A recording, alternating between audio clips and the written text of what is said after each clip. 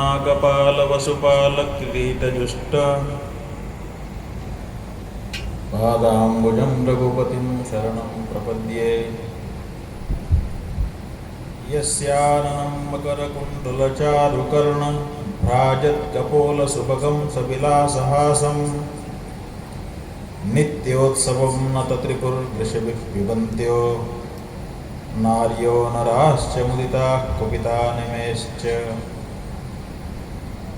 नमस्तुभ्यं भगवते वासुदेवाय वेदसे सर्वभूतादिवासाय शान्ताय बृहते नमः। कञ्जासनादिसुरविन्दलसत्किरीटकोटिप्रघर्षणसमुज्ज्वलदङ्घ्रिपीठे त्वामेव यामि शरणं विगतान्यभावं दीनं विलोकय दयार्द्रविलोचनेन।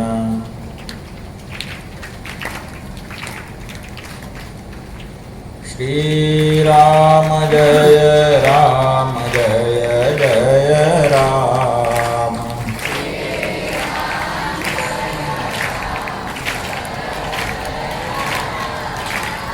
धर्म की अधर्म का प्राणियों में विश्व का गो माता की गंगा माता की भारत माता की ब्रह्मलीन द्विपीठाधीश्वर गुरुदेव भगवान की धर्म सम्राट स्वामी करपात्री जी महाराज की।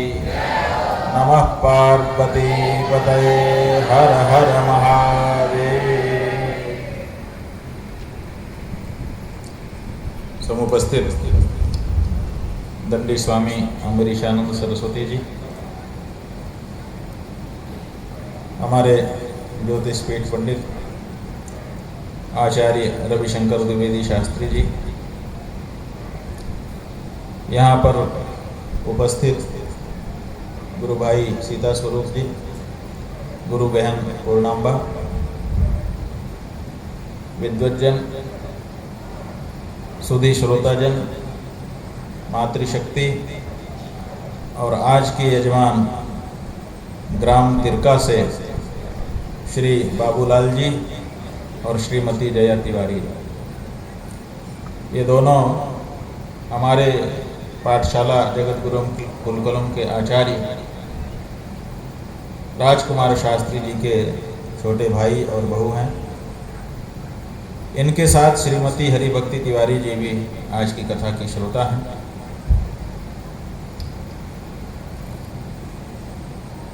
आज नाग पंचमी का अवसर था और नाग पंचमी में नाग पूजा भी होती है, नाग मंत्रों की सिद्धि भी होती है और जोर आजमाइश भी होती है। पूरे देश में आज के दिन नाग पूजा होती है और ये नाग जो हैं दो तरह के हैं, एक छोटा नाग और एक बड़ा नाग। इसीलिए यहाँ का तो पता नहीं है हमको, लेकिन बनारस वगैरह में आज के दिन एक छपा हुआ पर्चा बिकता है, उसको लेकर के लोग पूजा करते हैं। उसमें छोटे गुरु का फोटो अलग रहता है और बड़े गुरु का फोटो अलग रहता है।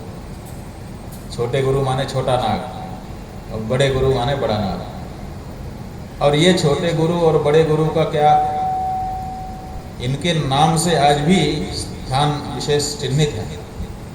जो इधर झारखंड का पूरा क्षेत्र है, ये छोटा नागपुर कहा जाता है पूरब की तरफ। और इधर आपका ये जो स्थान है जहाँ आप बैठे हुए हैं, ये असल में नागपुर है। ये तो अभी अलग जिला अलग प्रदेश बन गया है, लेकिन कुछ पहले ही ये नागपुर रियासत के अंदर ही आता है। उसी के सामंत श्रीनगर में रहते हैं, उनका कोट यहाँ पर बना हुआ है, तो ये जगह ही नागपुर है।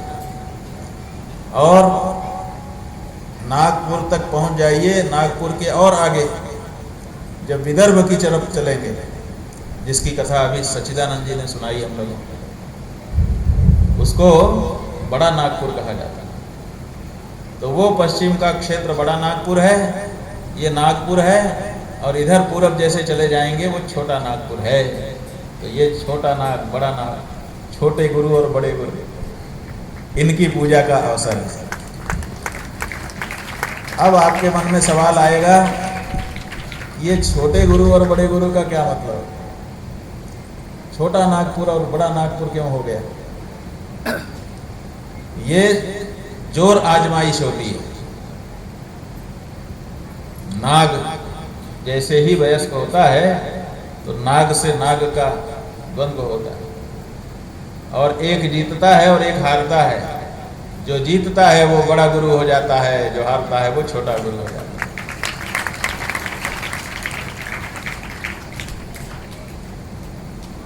इसीलिए हमारे देश में ये परंपरा है कि नाग पंचमी के दिन जो पहलवान हैं वो अखाड़े में उतरते हैं, युद्ध होता है। जगह जगह पे हो रहा होगा, आज हुआ होगा। और जहाँ पर द्वंद्व युद्ध, मल्ल युद्ध नहीं हो रहा है, वहाँ पर वाघ युद्ध होता है। तो जो विद्वान लोग हैं उनकी तो वाणी से काम होता है, तो वाणी से ही लड़ते हैं। शास्त्रार्थ होता है जगह जगह पर, और शास्त्रार्थ में जो जीत जाए वो बड़ा गुरु, जो हार जाए वो छोटा गुरु। साल भर के लिए तो कम से कम यही संज्ञा उनकी हो जाती है। फिर अगले साल फिर तैयारी करके आए, फिर उतरें, उसके बाद फिर बड़े गुरु हो जाए। तो ये परंपरा अपने देश में चली आ रही है। ये जो नाग शब्द है ये कैसे बनता है? ये दह धातु से बनता है। दह भस्मीकरणे, जला देने के अर्थ में दह धातु है। दह धातु से नाग शब्द बन जाता है। ये शब्द शास्त्र की कैसी विलक्षण प्रक्रिया है। मूल प्रकृति है दह, दहेर गह, दह से ग प्रत्यय होता है, तो हो जाता है दह ग, और ह का अनुबंध लोप हो जाता है तो द ग, और द को ना हो जाता है, और बाहुल का वृद्धि होकर के दीर्घ हो जाता है, तो शब्द बन जाता है नाग। मूल प्रकृति है दह, भस्मीकरण, माने जो अपने विष से जला दे, जिसको विष डाले वो जल जाए, इसी का नाम है नाग। दहति अस्मात् विषाग्निना इति नागः, जो अपनी विषाग्नि से सामने वाले को जला दे उसका नाम नाग। ऐसे नहीं कि मार दे, मारने से नहीं, जल जाए, भस्म हो जाए। नाग के विष में इतनी शक्ति है। आप लोगों ने सुन लिया कि तक्षक नाग आया। तक्षक कौन है? तक्ष ही तक्षक है। यहाँ स्वार्थ में कन प्रत्यय है, तो तक्ष एव तक्षकः। तक्ष का क्या अर्थ है? तक्ष तनुकरण धातु है, उससे तक्ष शब्द बना है। तनुकरण का क्या मतलब है? तनुकरण का मतलब है संवरण, जो समेट ले, उसका नाम है तक्षक। तो ये जो है सबको समेट लेता है। ये चला परीक्षित जी को भस्म करने के लिए, और हम कथा में विस्तार में नहीं जाएंगे, संकेत मात्र में बता देते हैं कि धन्वंतरी जी आ गए। कहा कि तुम काटोगे तो क्या होगा? कहा कि भस्म हो जाएगा, हम तो नाग हैं, दह भस्मी करने से हमारा अस्तित्व है, काटते ही जल के भस्म हो जाएगा परीक्षित। कहा हम नहीं मानते। कहा नहीं मानते तो क्या करें हम? कहा दिखाओ, कला कौशल दिखाओ तब मान जाए। कहा ठीक है, हम कला कौशल दिखा देते। एक पीपल का पेड़ था, बहुत विशाल, कई सौ वर्ष पुराना। उसी पीपल के पेड़ को कहा कि इसको काटो और ये भस्म हो जाए तो जाने। तो जैसे ही उसको काटा पीपल के पेड़ को, पूरा का पूरा पीपल का पेड़ मैं घोंसला पक्षी के जल करके खाक हो गया। ऐसा विष तक्षक नाग का। अब तो घबरा गए, और कहा कि ऐसा है कि हम प्रभुत्व संपत्ति तुमको देंगे, और फिर पर्याप्त संपत्ति दी, जिसके कारण तक्षक वहीं से संपत्ति लेकर के चला गया। ये संपत्ति जो है नागों की कमजोरी है, उसी से मानते हैं और किसी चीज से नहीं माने, संपत्ति देने से माने, वापस चला गया। ये कथा आती है। खैर, तो ये नाग पंचमी का पर्व यहाँ पर भी हमारे ब्रह्मचारी जी के द्वारा तैयार किए गए छात्रों के माध्यम से जो कुछ भी हो सका यहाँ पर उन्होंने प्रस्तुत किया। बच्चों ने भी व्याकरण शास्त्र के कुछ सूत्र यहाँ पर प्रस्तुत किए, अच्छा लगा। आज एक और सुंदर पर्व है, वो क्या है? अभी आपने 2-3 दिन पहले यहाँ पर वर्धापन दिवस मनाया था किसी का। किसका मनाया था?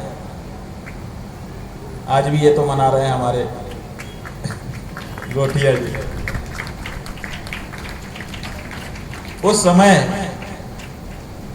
एक आचार्य श्री ने अपना वक्तव्य यहाँ पर भेजा था और आप लोगों ने उनका वक्तव्य यहाँ स्क्रीन पर सुना था। कौन थे वो श्रृंगेरी पीठ के जगत गुरु शंकराचार्य जी महाराज।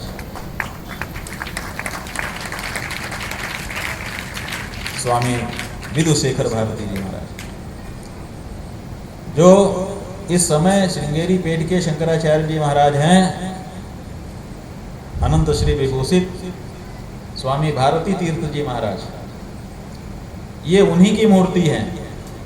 जैसे मंदिर में एक मूर्ति स्थिर होती है, दूसरी शोभा यात्रा के लिए होती है उत्सव मूर्ति, ऐसे ही परम पूज्य स्वामी भारती तीर्थ जी महाराज की उत्सव मूर्ति के रूप में विधुशेखर भारती जी महाराज विराजमान हैं। और उन्होंने ही अपना शुभ संदेश हम लोगों के लिए भेजा था।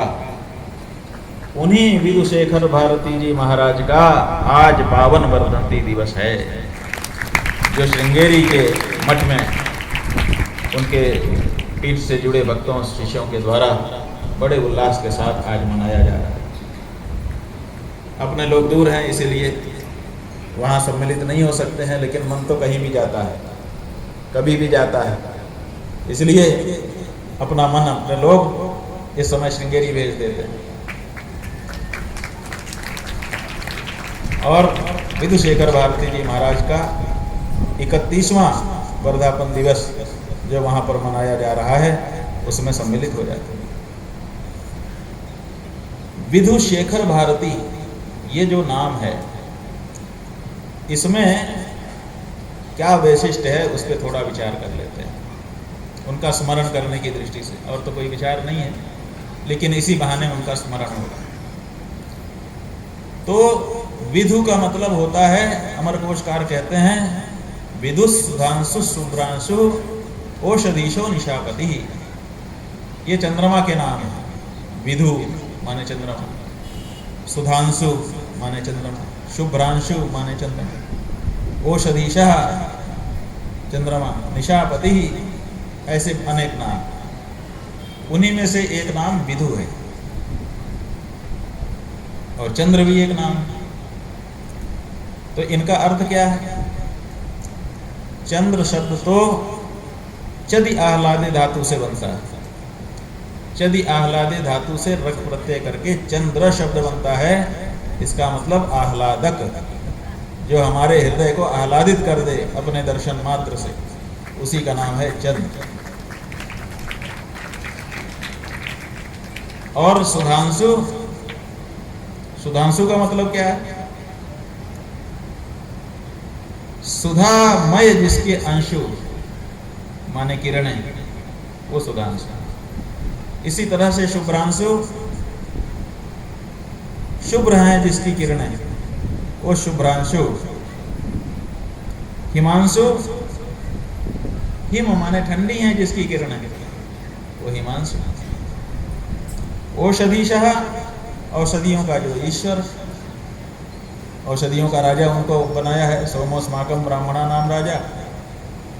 उनको ब्राह्मणों का भी राजा बनाया गया है, औषधियों का भी राजा बनाया गया है। और निशापति ही रात्रि के पालक हैं, इस दृष्टि से भी उनका नाम निशापति है। ये सब नाम हैं, लेकिन विदु नाम में क्या वैशिष्ट है उसकी चर्चा हम करना चाहें। विदु, तो विदु जो है,